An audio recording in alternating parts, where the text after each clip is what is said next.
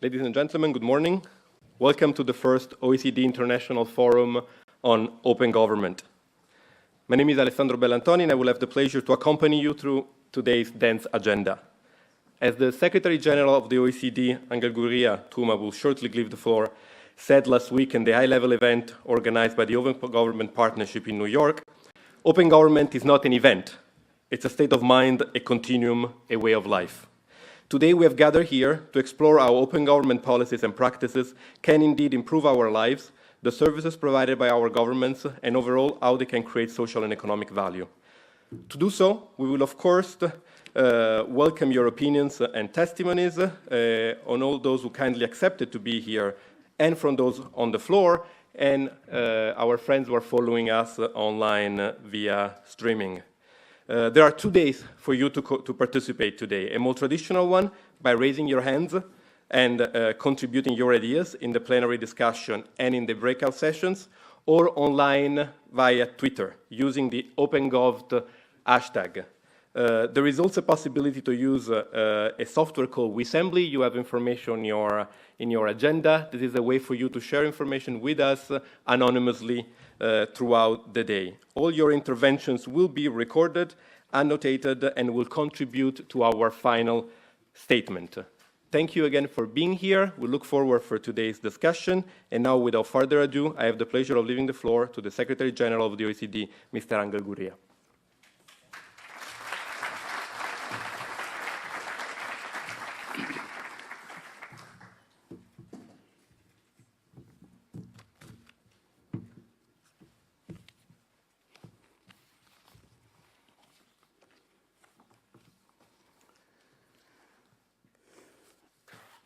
Mesdames, Messieurs, ladies and gentlemen, welcome to this OECD International Forum on Open Government. Ambassadors, ministers, dear friends, I'm particularly glad to speak to you today because only last week I was in New York representing the OECD in the high-level event that the Open Government Partnership organizes every year, back-to-back with the UN General Assembly. Minister Comptroller, who will deliver the keynote speech after me, will surely talk more about it, as Indonesia is the lead chair of the Open Government Partnership until the end of this month, until actually October 1st. When Mexico will officially take over. And it was President Yudhoyono himself who delivered the baton of the presidency to President Peña Nieto, with President Obama attending, President Hollande attending, and other leaders of the world. Let me say that the OECD and the Open Government Partnership have been collaborating for the past 3 years to promote open government principles and practices around the world. The path toward transparency, inclusiveness, and accountability is not an easy one. And let me salute Mr. Jorge, Hage, and Mr. Sperling. Where is Mr. Sperling? There you are, who were the original co-chairs in the beginning of the launch of the OGP. I remember in the Waldorf Astoria, President Dilma Rousseff and President Obama chaired over this initiative. Then, of course, the British and the Indonesians, now the Mexicans, and it's really gathering speed and becoming an important institution. The path toward transparency, inclusiveness, and accountability is not an easy one. And it entails a paradigm shift that puts citizens at the heart not only of public policies, but also of the very functioning of public administrations. This move towards a new paradigm is necessary for governments to regain citizens' trust that has been eroded by the economic crisis. The crisis has left us many legacies, but one of them, a very painful and very complex one, is precisely the erosion of trust. Citizens' participation in worldwide policy discussions through the new social media and the internet fora also put pressure on governments to accommodate the voice of citizens in government decision-making. As countries are struggling with high levels of unemployment, weak economic growth, and the need to find new sources of growth, open government can be an important lever to develop innovative solutions that address these challenges. And nowadays, thanks to initiatives like the Open Government Partnership, all OECD countries are putting open government principles at the heart of their public sector reforms. So the challenge is not anymore whether, for example, it is worth to open up public sector information and data for business to create economic value, or if citizens are capable to contribute constructive inputs into the policy-making cycle. These are no longer questions. These are taken as given. The main question now is how best to make this happen and to evaluate the impact of these initiatives on the people's quality of life. Today, I am proud to be launching the OECD Open Government Reviews of Morocco, Tunisia, Myanmar, and one regional one for Latin America. And let me very proudly show you a little bit of this work. Actually, we delivered it to the Minister from Morocco, who will be participating with us today. And then the one of Tunisia. Then I should, for the photographer this side, which is the one, Myanmar. And I gave to Jorge Hage of Brazil the one having to do, which is a regional one, having to do with the regional report on Latin America. I have to say that Jorge Hage already quite some time ago asked us to do a report on the integrity in the Brazilian government, which we delivered. And of course, Jorge Hage being the controller on the side of government, then immediately the Brazilian Congress said, I want something like this. So he said, we gave him a copy. He said, no copy. I want an initiative from my point of view, from the point of view of the government. So from the point of view of the Congress, the investigative arm of Congress. And so we actually did two reports for Brazil, one for the Congress and one for the government. Then we have done since one for Italy, and we're working on some others. So it's not just a question of, but I'm delighted and I'm very proud that today, because of this event, the timing is quite exquisite. Mr. Alter, congratulations, wherever Mr. Alter is. I don't know where he is. But the idea, of course, is that we prepared these reports so that in one case, Tunisia is already a member of the Open Government Partnership, and Morocco is preparing to become, and this is part of that process. The case of Myanmar, the same. In Latin America, it's a regional approach, which is a quite interesting approach, because, of course, it's country by country, but at the same time, there are certain common features. So we're very happy that we're sharing this with you. These are the first open government reviews that the OECD has produced, and we're confident that they will start a long series in which open government champions from all around the world will engage with the OECD Secretariat in a constructive policy dialogue to share and identify good practices and transfer relevant knowledge. The importance of international policy dialogue and its positive impact on the ongoing reform processes are well known in the continent. All countries that are members of the OGP participated in the first regional report on open government in Latin America. The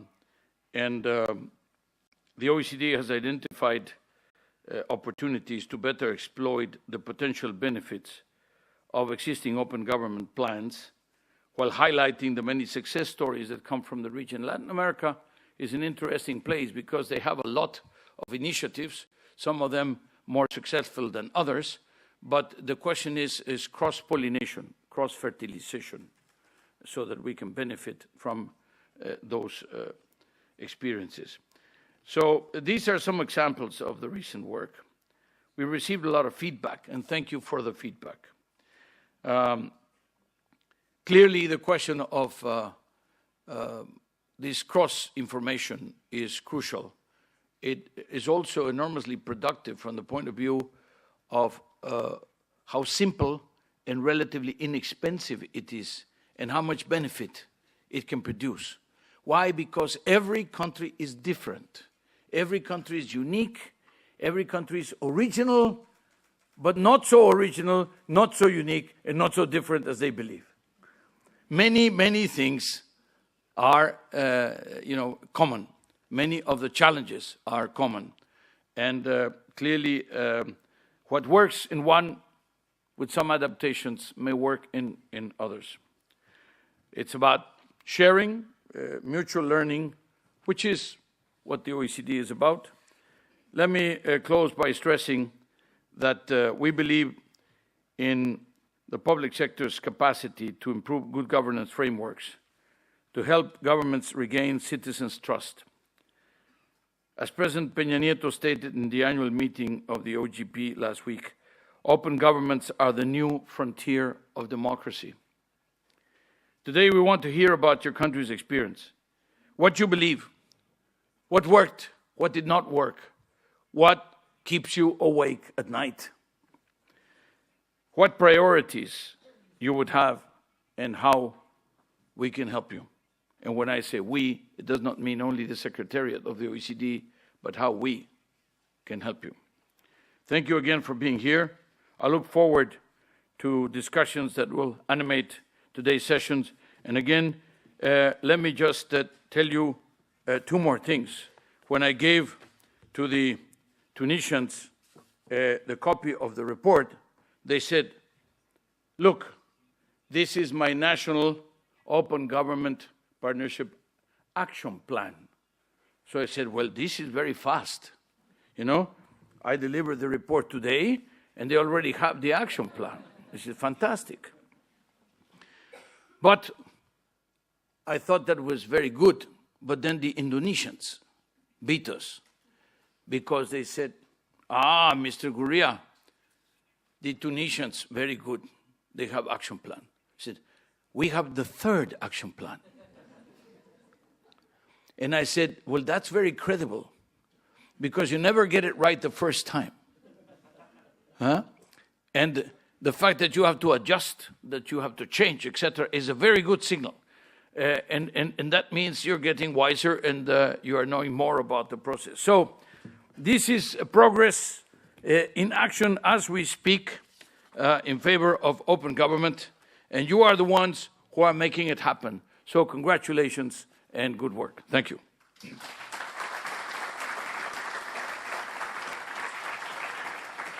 Now, I think, Minister, you should be doing this, but no. Please, Minister, please, you have the floor. Thank you. Thank you, my friend. A very good morning to everybody, especially my dear friend, Your Excellency Secretary General Angel Gurria, distinguished guests, ministers, delegates, ladies and gentlemen. It is indeed a real honor for me to be with you in this very special and important moment. And I'd like to thank Mr. Angel Gurria and his team for their excellent work in bringing all of us in this one room to have an important dialogue. This is the first time I come to OECD, and it impressed me with such a bright interior, all the beautiful paintings. This far from a gloomy, just old building that sometimes we find in other organizations. Some of us were here together in New York last Wednesday to celebrate the 3-year anniversary of the Open Government Partnership. So this movement is just started 3 years ago, together with my friend Hage and all the others in Washington, D.C. The event brought together 10 heads of state last week and more than 600 participants from 41 countries. OGP has grown from 8 to 65 countries in 3 years' time. It's an unbelievable acceleration process. This year alone, Tunisia, France, and Bosnia-Herzegovina joined OGP. At the event, we also launched the OGP 4-year strategy. The strategy, in particular, will be key in maintaining the forward momentum of the partnership and to ensure that our movement is delivering real impact to citizens. Let me underline the words real impact to citizens, because this is just what Mr. Guria mentioned. This is the real democracy. The high-level event have renewed our spirit and highlighted the highest political support for a more open, accountable, and responsive government. It illustrates the global significance of the discussions we are having here today. Today also marks the last day of Indonesia. It's not next month, it's today. As the lead chair of OGP, and I'm very glad that the able hand from Mexico will assume this role starting tomorrow. Before we step down, I wanted to share with you a very personal anecdote. On September 19, 2006, I served as the executive director of BRR. And that's 2 years after the president assigned me as the head. So tsunami hit Aceh in the Boxing Day of 2004. The agency called BRR was formed in February. So the September 19 was just 2 years after that. I served as the executive director of BRR, the Indonesian government agency responsible for post-Indian Ocean tsunami reconstruction in Aceh province, the area worst hit by the disaster. It's a huge disaster.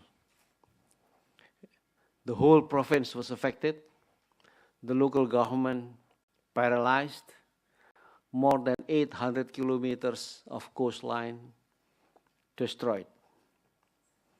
172,000 people killed or missing. That afternoon, after days of protest, over 2,000 demonstrators, men, women, and children who were still living in temporary barracks, tents, marched into the lawn of the BRR office and demanded the right to receive grants and to self-govern the housing rehabilitation program. The whole budget of the whole program was $7.2 billion US, coming from all over the world. And all of us know, leaders, that's not possible to distribute all this money to those people and assume that they can manage the reconstruction, the rebuilding of Aceh and Nias.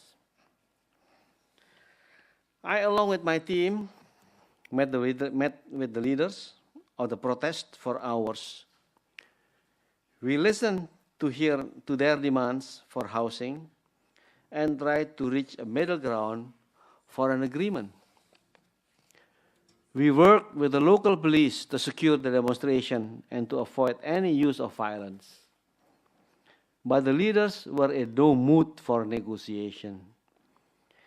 At approximately 12 o'clock midnight, Metro TV, our television station, the main national news channel, broadcasted a line of running text. Kuntoro Mangkusubroto held hostage by demonstrators. The protest stayed put in our office compound for overnight. The next morning, following a time frame already set with the local police, the demonstrator was broken up. Chaos ensued. The mass tortured the police officers who were beginning to push forward to take control of the situation. A number of people were injured, including a police officer. Dear friends, I will never forget the events that took place in Aceh that day and night. After the protest, I turned to my team in BRR to drive them to further improve our performance in delivering houses and in providing alternative livelihoods for those who are still struggling to bounce back after the tsunami in 4 years. We built over 140,000 permanent houses. Ladies and gentlemen, at that particular point of history, the idea of demonstrating in order to have a real say in policy was relatively a novelty in Indonesia. And bear in mind, Aceh was in political conflict with the central government. Not only political, but there was also battle in some areas. Indonesia, a country where democracy was abruptly introduced just less than 2 decades ago, and now it is the third largest democracy with 250 million people. Today, we see countries around the world where people are demanding more from their government.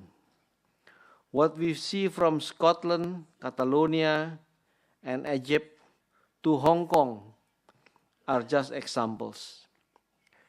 We cannot assume the government is there for the sake of its people. In 2 weeks' time, Indonesia will have a new president. President Yudhoyono will be replaced by President Joko Widodo, or called Jokowi. And he pledged to the people that I will be there. I, meaning the government, will be there. Democracy's next challenge, our next challenge, is how to fill democracy in our daily lives. How do we put in place the tools and mechanisms for policy making that will provide citizens an alternative to taking to the streets to voice their discontent with the government? This is the void that can be filled by our work in open government. I made a very dangerous joke last week. In OGP, we have the IRM, the independent reporting mechanism. There's a lot of criticism about that. This one is too strict, that the other one is too loose. But I told you, the real failure of OGP, if there is another revolution in one of the 65 countries, another social upheaval, that is an indicator that this open government does not work. Our partnership can help ensure the delivery of better services and more targeted policies, and ensure that people can effectively participate in their government in peace. To me, open government is about improving the policy-making process. At the heart of this, The question we must address is, how do we meet the needs of the people? To answer this question, it will require more than commitments and support for open data, or open budget, or access to information. First, it will require the humility and willingness to listen to the people. You are here because you believe reform can help improve how you deliver the services to the citizens in your country. No matter how clever or innovative our commitments may be, the citizens will not readily accept your programs if they do not have faith in the system. Fathers knows best approach is over. To build citizens' trust in open government, we must show that we are willing to listen to them. It means we must actively engage them and put them in the center of our development agenda. Second, we must improve data literacy in that data usages rates. In Indonesia, and I'm sure this is true in many other countries, data has been kept hidden from citizens because data is power. Sometimes data is money. While many government agencies have taken on open data initiatives as a way to improve their efficiency and transparency, we must admit that data literacy rate and thus data usage rate is still very poor. Open data is not enough. We want citizens to use the data. If we want open data to become a tool for greater accountability, we need more educated citizens. To this end, we need to improve data literacy and the availability of meaningful data. Also, our friends in civil society need support to raise awareness on the new role citizens can play with the wider accessibility of data. Lastly, we must support reformers at all levels. Open governance will not be possible without the hard work of those inside and outside the government who believe in change for the better. But they are challenged by bureaucratic behemoths that would like to maintain the status quo. We must rally, exchange ideas, and galvanize support for reformers in national and subnational levels who are working tirelessly to take concrete steps in promoting transparency, combating corruption, and capitalizing on new technologies to strengthen democracy. This is what OGP is all about, to create a network of reformers because we cannot innovate alone. Our network of reformers will help to create small islands of effectiveness and accountability that will help push toward rising the tide of open government. Only then can we turn into reality as Mr. Guria's shared vision. Our shared vision that one day open government becomes a state of mind and a way of life. On behalf of the government of Indonesia, I would like to thank each and every one of you who has made our journey as OGP co-chair a meaningful one. Indonesia will continue to be excited, supportive, and take active role in progressing OGP to the next level. At the global level, Indonesia will serve as the co-chair in the OGP Openness and Natural Resources Working Group, together with World Resources Institute and Natural Resources Governance Institute in the ASEAN region.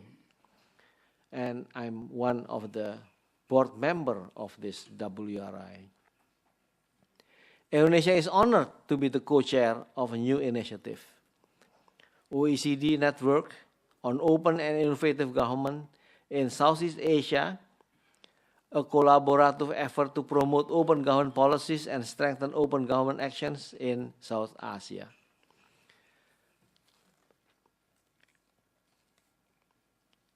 Dear friends, ladies and gentlemen, after 4 years in Aceh and seeing countless protests and criticism on the management of housing and funds and the speed of recovery, one of my deputies remarked, for every demonstration, critique, ridicule, or even sabotage that was addressed toward BRR, we should be thanking them.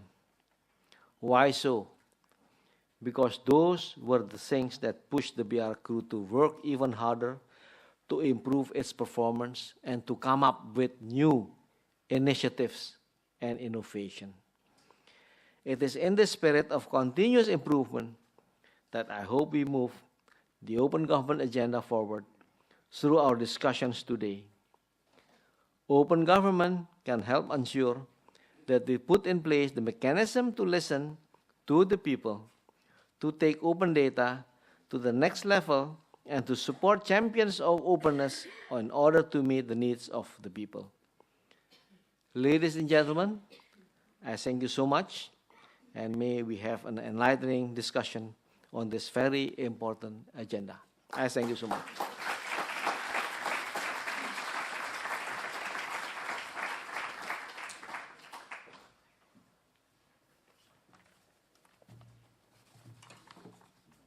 Thank you, Minister Kuntoro. Thank you, Secretary General Gurria. Let me remind you once again to please share with us your views using the hashtag OpenGov and Wissembly, instruction you found on your chairs. And I will now be honored to call on stage the members of the panel, starting with Minister Hage, Minister of State of the Comptroller General from Brazil, Minister Moubdi, Minister-Delegate for Public Service and Administration Modernization of Morocco, Monsieur le Ministre, Mr. Atallah, Principal Advisor to the President of the Government of Tunisia and in charge of diplomatic affairs, Mr. Sperling, Senior Advisor, Office of the Under-Secretary for Civilian Security, Democracy and Human Rights of the Department of State of the United States of America, and Ms. Delaine McCullough, Communication Manager of the International Budget Partnership. This panel will be moderated by Mr. Joe Powell, Deputy Director of the Open Government Partnership. Thank you very much.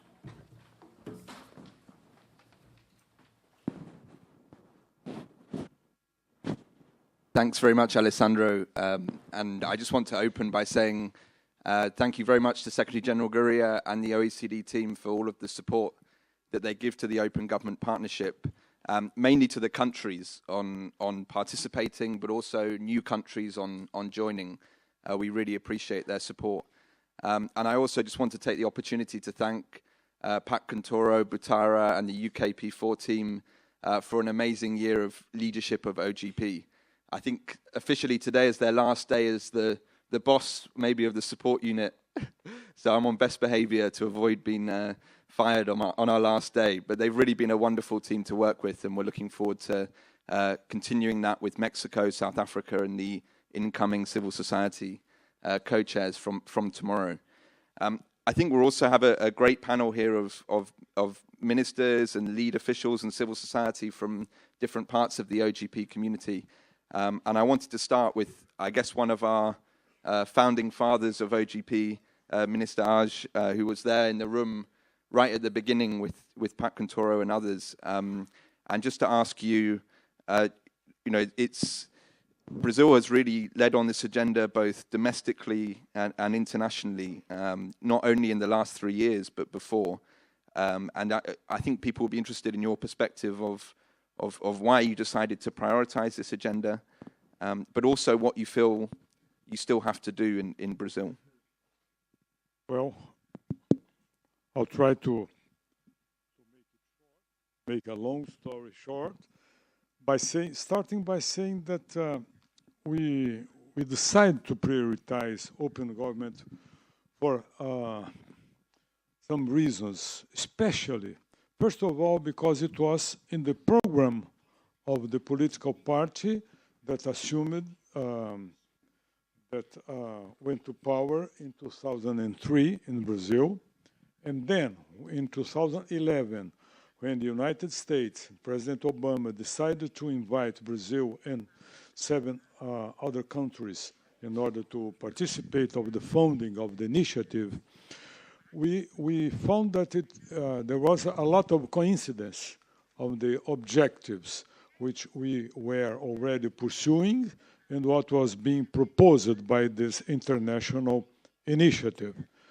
Second, because it corresponded to a principle written in our 1988 Constitution in Brazil, worded like access to information and citizens' participation. Those were 2 of the main basic principles of the Brazilian democracy, which was written in the Constitution that came after a period of dictatorship in Brazil. Third, because it was open government is clearly very instrumental in order to fight corruption and to confront corruption. In the fourth place, I would say because more recently it was perceived to be a very important way in order to improve public service, listening to the demands of the citizen in a direct way, instead of only by means of the representation in Congress. And finally, because it was certainly the best answer for the crisis of trust, which was now referred here by the Secretary General, Angel Gurria. Now, what kind of reforms we still have to make in Brazil? I think, first of all, we need to bring subnational levels of government to the same stage of openness that we have achieved at the federal level, because we have a great difference of level of advancing in this area when you look to the states and municipal governments in Brazil. Second, we need to expand the disclosure of public assets for public officials. We have already advanced very much in disclosing public salaries of all the public officials in Brazil, from the President of the Republic to the most humble public servant. But we did not advance as much in opening the question of assets. And third, I would say that we need to gather and use in a better way the citizens' feedback in order to improving public services. Those would be our next steps, I hope. And in terms of the region, the OECD has this new report, and I know Brazil participated as a peer reviewer in the report on Latin America. What are some of the challenges you feel like are facing the region or reformers like yourself within government in terms of making some of these reforms more sustainable? Well, we have some challenges both in the region and in the national level that we can make some reflection here with the participation of all the members of the panel and of the audience, I believe. First of all, I would say that one of the great challenges is to ensure permanent and continuous support for the initiatives, independently of the changes of government, of the alternatives of power, elections, different people that come to power, to ensure the continuity of the political and the budgetary support for the initiatives. As we have, fortunately, in Latin America, almost in all the region, democratic governments, we have to pay the price of changing government with a regular periodical terms. And then this brings the need in order to to provide for the assurance of continuity. This is one serious problem, I think. Another is how to guarantee the engagement of other agencies within the government, besides the one agency which is responsible for the OGP. In one country, as in my country, it's the Office of the Comptroller General. In another country, it may be the Ministry of Public Finance. But the need in order to generalize the participation among other agencies is very, very serious. Another point that I consider as a serious challenge is to find the proper way in order to link and cooperate with civil society organizations. Because it's very simple to praise and to talk about the benefits that come from citizens and civil society organization. But it's a different thing to build the correct methodology for this participation. Starting from the point of the selection. In some countries, like in my country, we have hundreds of civil society organizations dealing with this kind of subjects related to open government. And we have thousands of organizations of other sorts. How to select, how to choose the most representatives, the most active organizations in a proper, neutral way, unbiased way. Because I cannot go on and pick up, I like this CSO and I don't like that. This is a very, very serious problem in those countries where there is a large number of CSOs. And how to establish the precise limits of the roles of government agencies and CSOs. It's also not simple. Finally, I would say that it's another challenge to find the proper balance in the relation with the media. I consider that media is an indispensable partner in the pursuing of the objectives of open government, fighting corruption, and improving public service for the citizens. But we have to keep in mind that the objectives and the identity of the media is not the same of the public service agencies. And then to find the proper balance between these two different kind of stakeholders, let's say, of partners is not a very simple question. But it's inevitable in the game that has to be played to keep democracy, if democracy is here to stay and to prevail, to guarantee freedom of press, and at the same time opening, because as much as you open information, as much the need and the demand for more openness will come.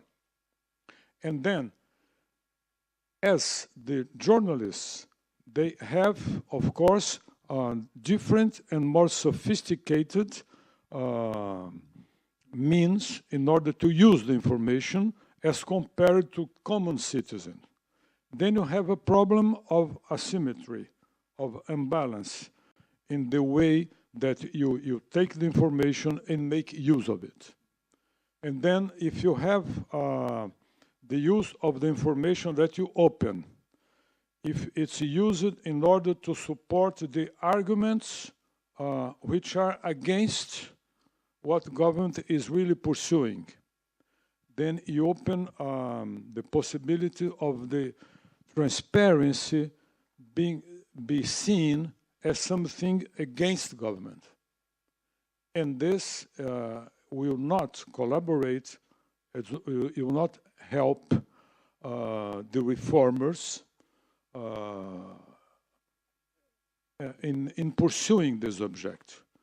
What I mean is that in any government, you have some resistance points.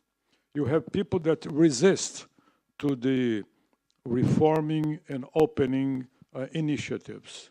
And then you have to take care not to be used, the transparency in information not to be used against those trends of the reformers. Those would be some of the challenges we see in Latin America. And if we could just stay on this theme of civil society, and I wanted to ask Mr. Atallah, Tunisia is obviously one of the newest members of OGP and only last week published its first action plan. I was fortunate to see some of the consultations happening, and I know how vibrant civil society has been in Tunisia. Could you talk a little bit about how you managed to construct this action plan and how you worked with civil society to actually draft it? Thank you very much. First of all, let me say that I'm very pleased to be here this morning and share with you some of the thoughts and some of the experience that, even short, that we had in Tunisia in preparing and launching this action plan. Yes, indeed, as you have mentioned, it was the result of a long period of preparation first, and then of actual work with civil society in conjunction with government officials. Basically, first of all, let me say that, put a little bit of background on this in this issue. As you know, throughout the last 2 years, starting from the elections of 2011, Tunisia adopted or voted for a constituent assembly, which was tasked primarily with establishing and voting a new constitution. I'm talking about this because most of the principles on which open government is based are included in the constitution. The right to access information, freedom of information in general, all these are principles solidly embedded in the constitution. Also, the need for open government approach came to us not as something that we wanted to do, but out of conviction. We saw clearly, as you said, how vibrant civil society in Tunisia is, how motivated it is in participating to the several activities of the country, and therefore it was only important for us to continue on the same approach of consensus building, whether it is for the political in the political area or in the general development area.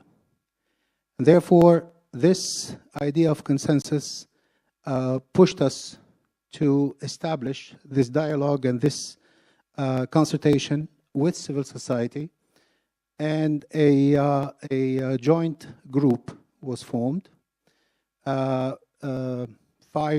It's a 10-member group, 5 members from government structures and 5 members from civil society, chosen by civil society, and they worked on the proposals or the ideas of this action plan. It's a process that took us about 5 months.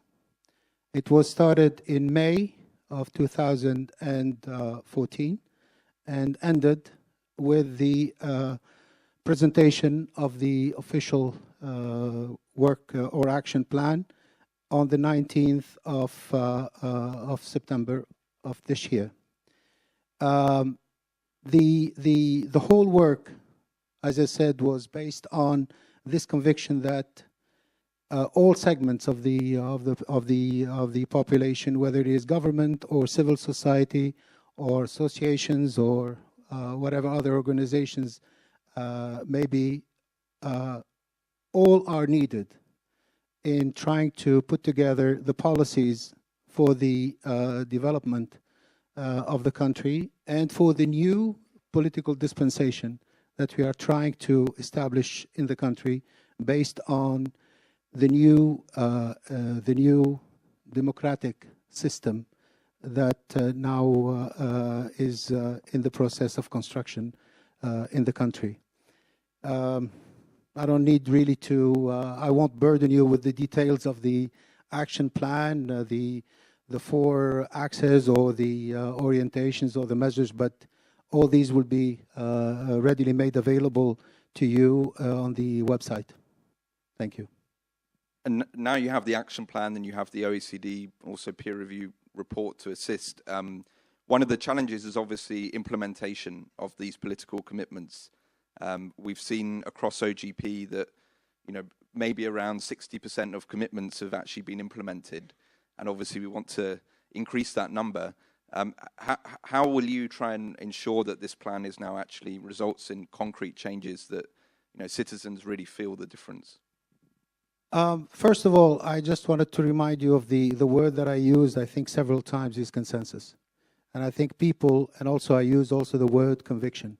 I think these are the 2 operative words when it comes to the way this plan was put together and the commitment taken by all the stakeholders to ensure that it is properly implemented. But also, from a practical approach as well, this action plan will be fully taken in charge by the administration at the working level to take it away and shelter it from any political consideration, whether it is results of elections or other political orientation or choices. It will be fully implemented, and the segment that will be in charge of its implementation will be the working levels of the administration, of course, with the full cooperation and also the scrutiny of civil society. And I think if now I could turn to Delaine. Yesterday we had a meeting with a number of the officials here to talk about their engagement with OGP, and almost universally they said one of the challenges was finding kind of new and innovative ways of engaging with civil society and with citizens. I suspect if we had a meeting just of civil society, they would have complained about finding the government officials to work with. But as somebody that's come from an organization that was one of the founding members of OGP on the civil society side, what do you see as some of the challenges for civil society in actually engaging in these open government processes?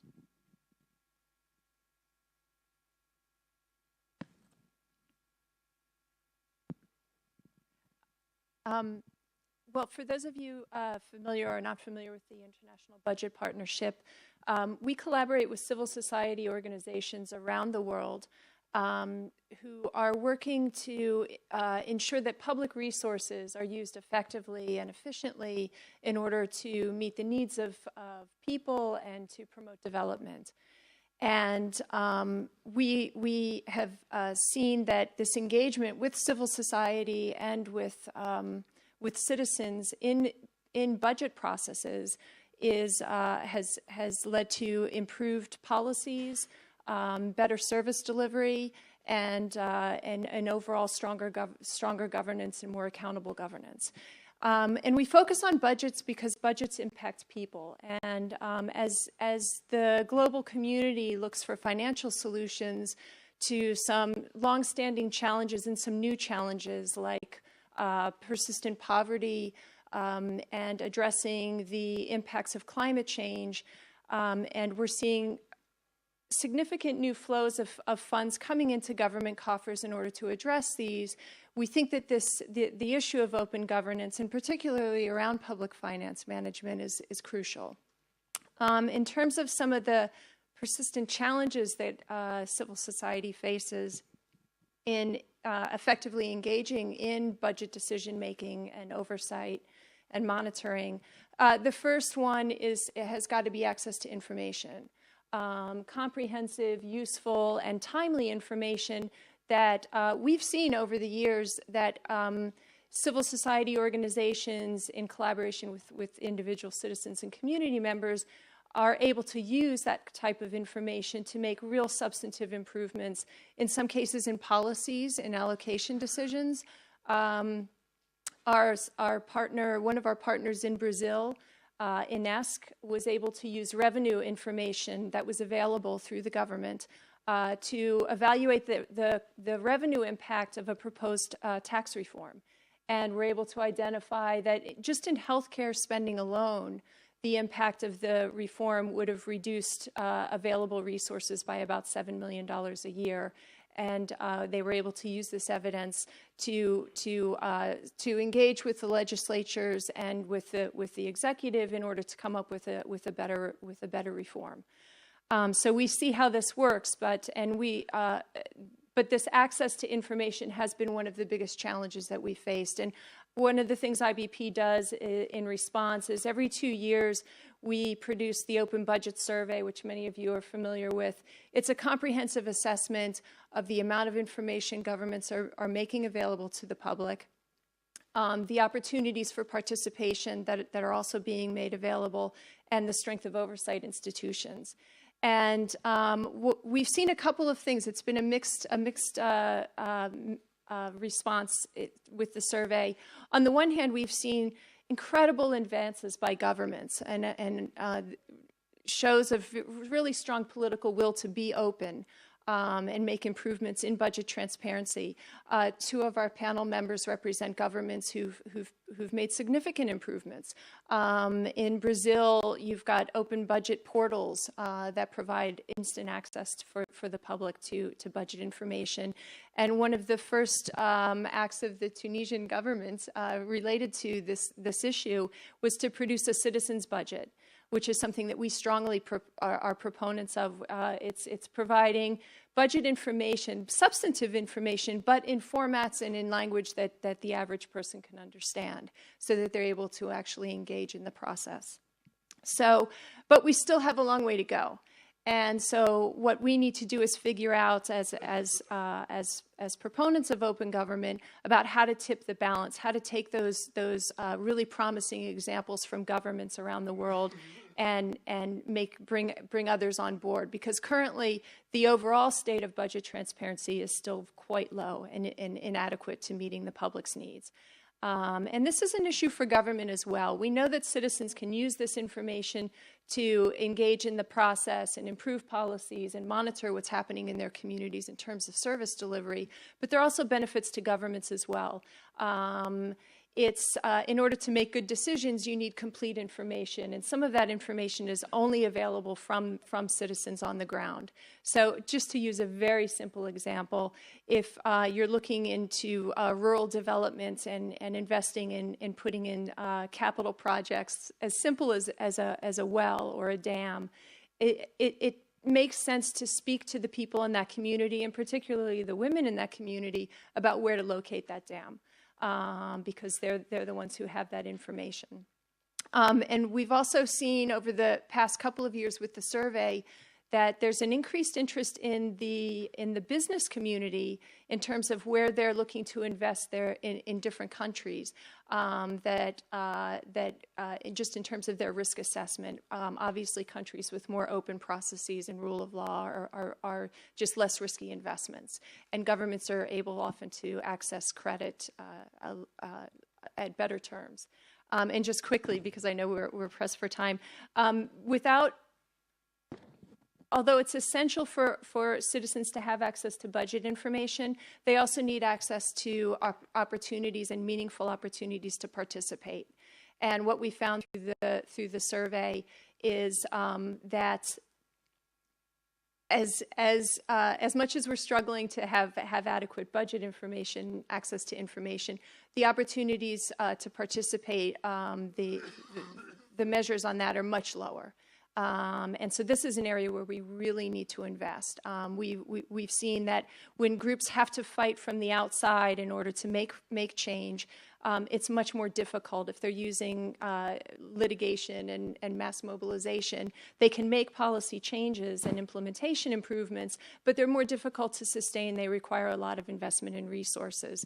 And so with putting in formal mechanisms where you can listen to and respond to the public's interests and their feedback are really important. And again, this is an area where we do have good examples of governments being able to do that, ranging from countries in the north, Germany and the UK and the US, to Botswana and Trinidad and Tobago, putting in different mechanisms using technology, involving citizens in audit decisions and priorities. So this is an area where we can see that this can happen anywhere. And if you were to give one, just briefly, one piece of advice to governments that are, feel like they're struggling to find civil society partners, or maybe the relationship is a bit fractious, what would you say to them to encourage to have a really constructive dialogue? Well, I guess I would say a couple of things. I mean, one is because trust is a big issue. Often there's a view from both sides that takes a sort of adversarial position. And I think it's important in promoting open governance to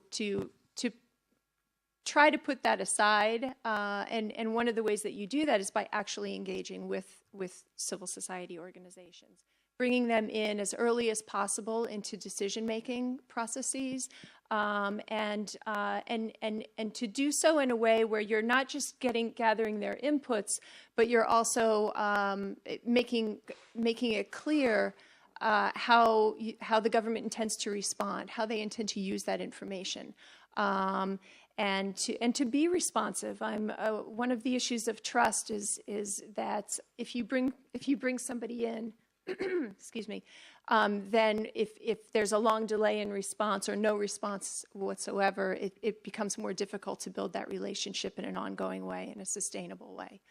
And in terms of some of the panelists have mentioned the challenge of selecting. How do you select which organizations to engage with?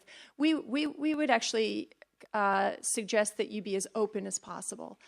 There's a real danger in trying to come up with criteria for selecting which organizations you'll engage with and not, in terms of undermining that effort to build trust, as well as potentially excluding important information and connections that organizations that you may initially dismiss that could be quite useful.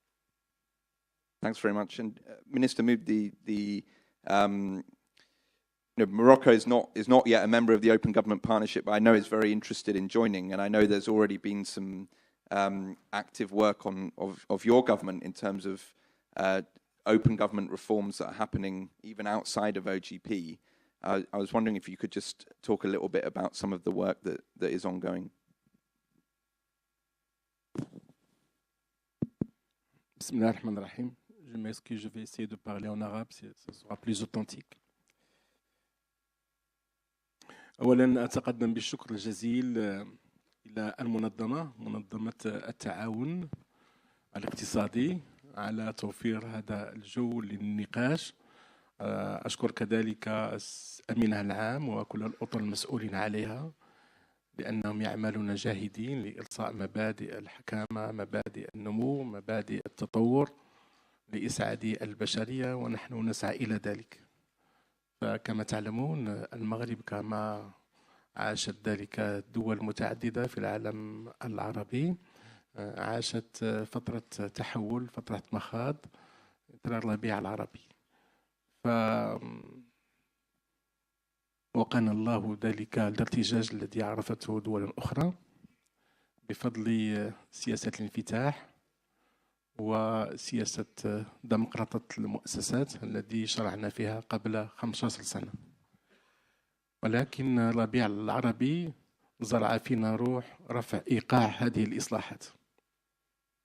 فقبل سنة التقيت السيد غوريا الأمين العام لهذه المنظمة هنا، وتذكرنا حول سبل التعاون وسبل رفع إيقاع للانفتاح، ولما لا نسعى إلى الانضمام إلى هذه المنظمة.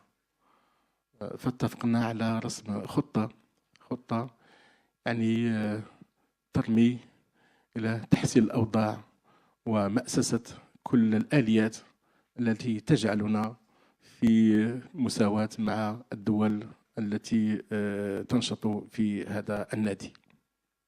فحقيقة المغرب عرف تحولا ديمقراطيا، انتقالا سياسيا بفضل دستور جديد رسم معالم الديمقراطية، معالم الشفافية، معالم التشارك، ومعالم الإنصاف، وفتح الإمكانات لكل فئات الشعب المغربي لبناء الدولة الحديثة. وشاءت الأقدار أن تكون هذه المبادئ وهذه المرجعيات التي أتى بها الدستور الجديد تتوافق تماما مع مضامين أو مع مبادئ الحكومة المنفتحة. فاليوم نعيش مخاضا واسعا حول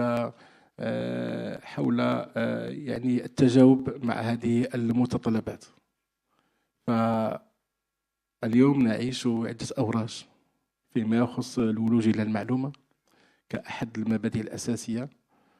فبعد التداول في النسخة الأولى والنسخة الثانية، وافق مجلس الحكومة مؤخرا على مشروع يرمي إلى فتح الإمكانية للوجوج إلى المعلومة. أنا أتوقع أنها سيكون نقاشا عسيرا وصعبا، لأن ليس بالسهل أن نفتح الباب بدفعة واحدة، ونحن نريد أو نسعى إلى وضع قانون نقدر على تفعيله وعلى الالتزام به وعلى الانضباط كي نكون في مستوى القانون. فحقيقة هناك مجتمع مدني نشيط جدا ومؤسسات حكومية وغير حكومية تسعى إلى بلورة دمقرطة المشهد السياسي المغربي. فقد قطعنا كما قلت وضعنا عدة آليات، كمثلا المساواة في الولوج إلى الوظائف العمومية بإلصاق مبادئ المباريات، وهذا يعطي الفرص للجميع. وقد لاحظنا أن في بداية الربيع العربي كانت هناك احتجاجات كثيرة أمام البرلمان المغربي، وبإلصاق بعض مبادئ الديمقراطية صبحت هذه الاحتجاجات تنقص بشكل كبير وملفت، لنعي أن الديمقراطية أداة حقيقية لاستتباب الأمن والرفاهية. اليوم نحن الآن في إطار دسترة هيئات الحكامة، هيئات مكافحة الفساد. نحن في نهاية وضع المسات الأخيرة للاستراتيجية الوطنية لمكافحة الفساد، سنعرضها قريبا على البرلمان مع برنامج عملها. قمنا بعدة مبادرات في هذا الشأن، لكن النتائج بقت محدودة وبقي ترتيب المغرب لا يحسد عليه. فبعد تحسين يعني الاستفادة أو طريقة الاستفادة من الصفقات العمومية، تقوية الآليات المراقبة، المفتشات العامة، المحاكم الجهوية للمحاسبة. فرغم ذلك بقيت النتائج محدودة جدا، لأن لا نتوفر على تلقائية ولا يعني استراتيجية تلتقي في هذه السياسات. أتمنى إن شاء الله أنه بعد هذه الاستراتيجية ستكون هناك التقائية وضبط المسؤولية وإرفاق المسؤولية بالمحاسبة بشكل واضح وشفاف.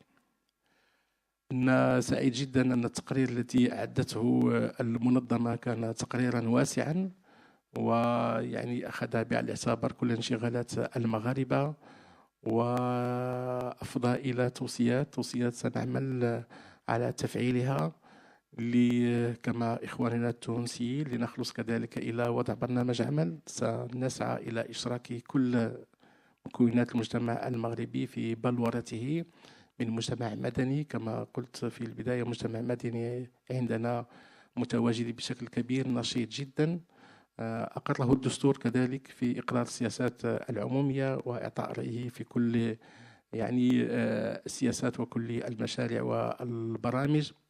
لهذا نحن نسعى كما قلت إلى الخروج بمشروع قانون يكون واقعي وفعال ويمكن أن نلتزم به، لأن ليس فقط القانون ولكن آلية تنزيله الفترة الانتقالية والتكوين والتحفيز و توعية كل الفاعلين لكي نستفيد من هذه الآلية ونلج مع إخواننا بوابة الحكومة المنفتحة، وبذلك سنكون في مستوى الدول المنفتحة والديمقراطية والتي تسعى إلى تحسين ظروف أبنائها والاستفادة كذلك من الممارسات الجيدة التي تطبق لتنمية البلدان ولخلق الثروة.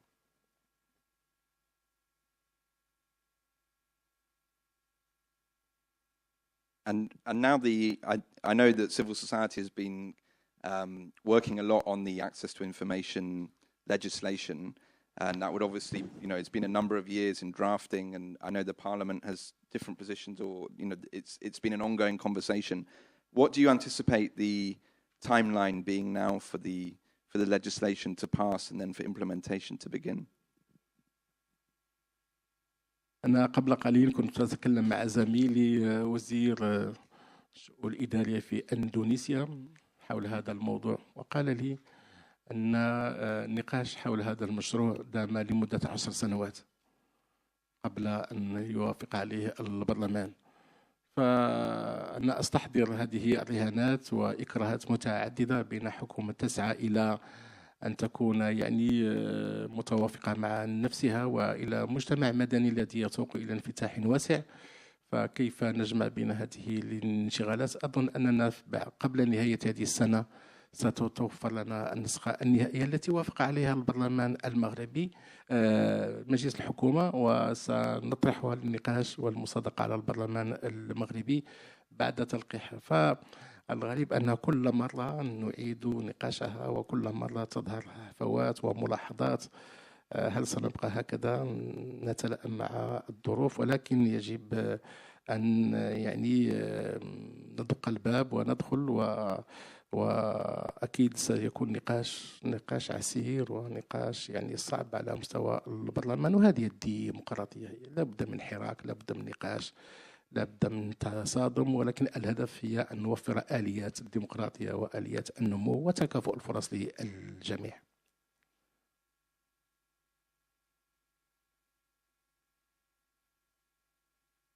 Thank you. And if I could now turn to Lawrence Sperling, another one of the founding members of OGP. I know similarly for Brazil, it's been both a domestic reform agenda through the Office of Science and Technology, but also where you sit in the State Department, it's obviously a big international policy priority for the US. So in terms of the international kind of landscape and the work that the State Department does to support countries on open government, as you sit currently, where do you see some of the biggest kind of opportunities to be in terms of maybe countries joining or current countries to improve? Thank you, Joe. First of all, let me congratulate the government of Tunisia for issuing its plan. That's great news, and really fantastic to see that progress in developing an action plan. And also the government of Morocco for its progress. We hope to have you as full partners in OGP very, very soon. In terms of future opportunities for OGP, I think first of all, we've seen just an explosion of interest in open government, and there are two main reasons for that. One is, I believe, economic. I think there's a growing realization that that good governance, that transparency, accountability, and engaged citizenry is key to development, and particularly to sustainable development. Key not just to creating the conditions for foreign investment, but also for creating the enabling environment for local businesses to flourish. And I think also there's a political driver that is sort of expanding interest, and that's the recognition, the realization that investing in trust between government and citizens is really critical to not just economic growth, but also ultimately to security. Underlying both of those sentiments, I think, is also a growing realization that corruption is a problem that needs to be tackled, and it's got to be tackled in many different ways, including through positive efforts that promote accountability in government. So the opportunities, I think, that lie out there in the landscape for OGP moving forward is to really take the initiative to the next level. You know, we have 65 countries that have joined, a number who are motivated by the you know, the very brand, if you will, or the very credibility that being a partner in OGP conveys. But we really need to focus on implementation and focus our efforts on making sure that the commitments that countries make and have made are followed or are implemented as much as possible. But developing commitments and viewing the national action plans as living documents that can be optimized as tools to help us address some of the really key strategic concerns of creating that enabling environment for investment, for growth, for domestic economic prosperity to flourish, as well as reinforcing our security by building trust between government and people, and by attacking key issues like corruption, like promoting accountability in government. So I think it's the opportunity is to really focus on deepening that engagement and deepening the implementation of OGP and its utilization as a tool for achieving some of those key objectives in the political and economic front.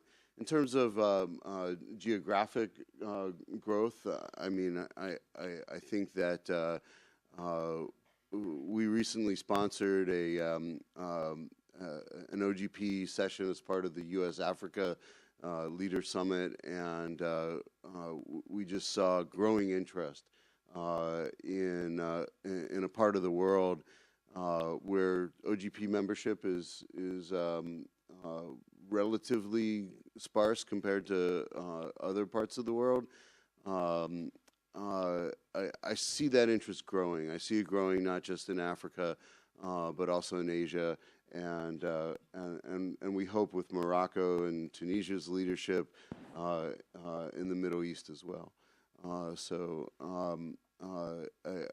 I just see this initiative as really taking off. This is a point of departure as we shift from this rapid exponential growth from 8 to 64 countries into a phase where we now have an obligation and an opportunity to make it work for us as a tool for building that trust between governments and citizens, and for addressing some of the key challenges that we're facing. You mentioned the economic growth angle, and I know you've been doing a lot of work on trying to involve the private sector more in open government and in the whole kind of OGP family. You know, for some civil society, they may be skeptical and think, you know, are we doing enough to ensure that there's enough corporate accountability, as well as offering civil society some of the benefits of using open data and helping governments to implement some of these reforms?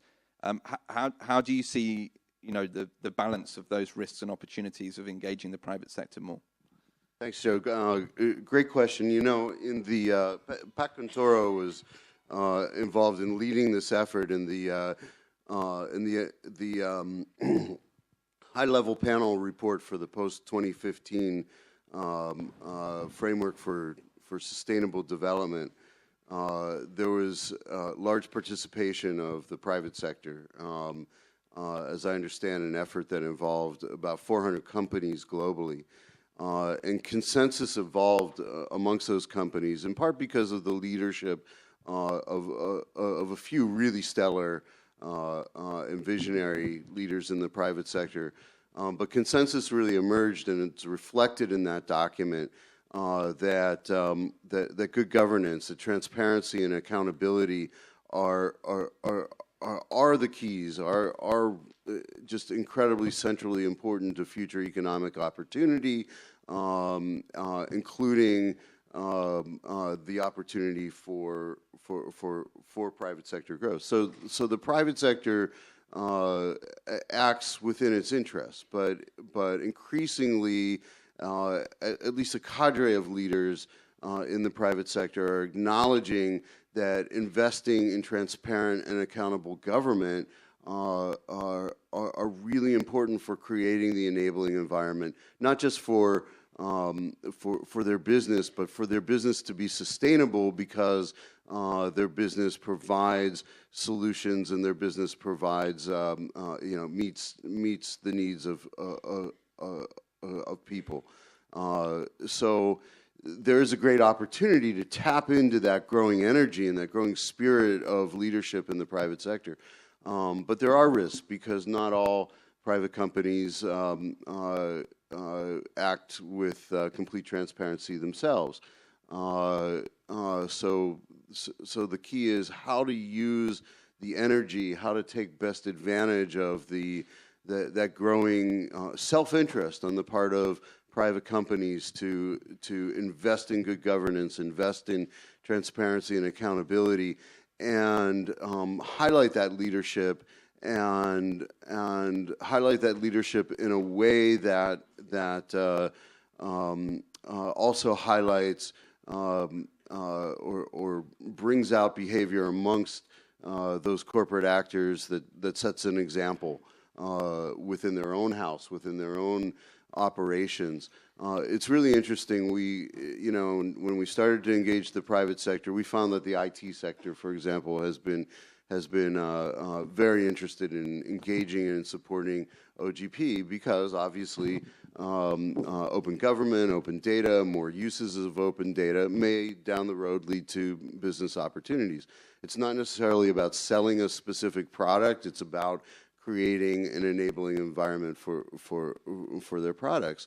But one of the companies that has been involved and has taken leadership in the effort went home and realized, we better model that behavior. If we're pushing for open data and pushing for open government, we better look at our own policies and our own practices and start to open up. So that's the energy that I think it's important to take advantage of, and to identify those leaders who are willing to model in their own corporate practices more open and more accountable practices, while at the same time supporting governments in their efforts to develop and implement robust national action plans. Thanks, Larry. So I know we're running out of time. I did just want to give one final word to Minister Hage. If you think 3 years ago, when it was just 8 people, 8 countries and 9 civil society organizations in the room kind of setting up this partnership, and now the growth to 65 countries in just 3 years, I think everyone agrees, as Pat Comptroller said, it's an incredible growth trajectory. But what's next? What do you think is the next thing for, not only for those 65 countries, but potentially for new members? how do we sustain the momentum that we have in OGP in the first 3 years? Well, first of all, I think it's important to looking forward to see whether some more developed countries will engage more in this effort. Some countries like the United States and the United Kingdom are there from the beginning, but some other countries are joining right in this moment. For example, France has joined. Germany did not join yet. And I think some of the so-called first-line countries, as much as they join OGP, this effort will be more pushed up. This is one point. The other point, I think the way that we have to discover yet in order to engage more the business sector. Private sector is not yet, as I see the general picture, the private sector is not as much engaged as it should be, as it could be. In Brazil, for example, we are now constituting a working group in order to have a process of consultation for our third action plan, including not only civil society organizations, but also the academia and the private sector. And as this came together with the new Brazilian law, anti-bribery, which has a strong emphasis on the prevention side, we are perceiving that this is fostering the interest of the private sector in those matters. And I think those two things. Break. We have a more interactive conversation. We have a more interactive conversation with everyone here and other civil society representatives here. I think our panelists have brought out some ideas to help this discussion. So I just, if you could all join me in thanking the 5 panelists for their contributions. Thanks.